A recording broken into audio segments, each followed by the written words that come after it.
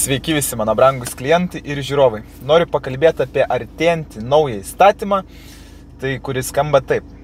Jeigu jūsų automobilio rida atsukta, nepraeisit privalomosios techninės apžiūros. Žurnalistai skalambija per visus galus, kardinalūs pokyčiai automobilių rinkoje. Man net juoką kelia visiškai šitie kardinalūs pokyčiai, nes jie visiškai bus neveikiantis. Leiskit paaiškinti kodėl.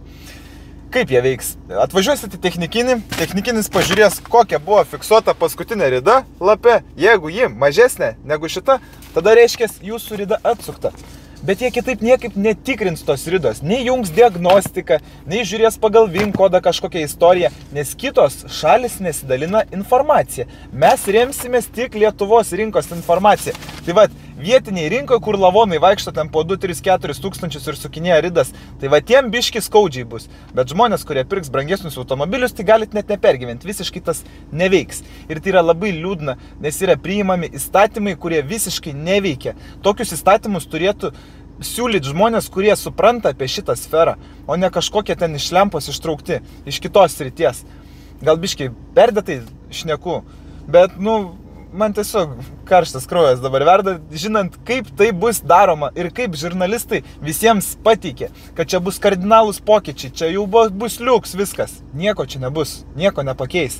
Bus tokia pat betvarkė, kaip ir buvo. Reikia kitų įstatymų visiškai, nes tai neveiks. Ir vat ką tik, kolega, žiūrėkit, tikrino Mersiuką ir atsiuntė video. Pasižiūrėkit, 400 000 atviniot.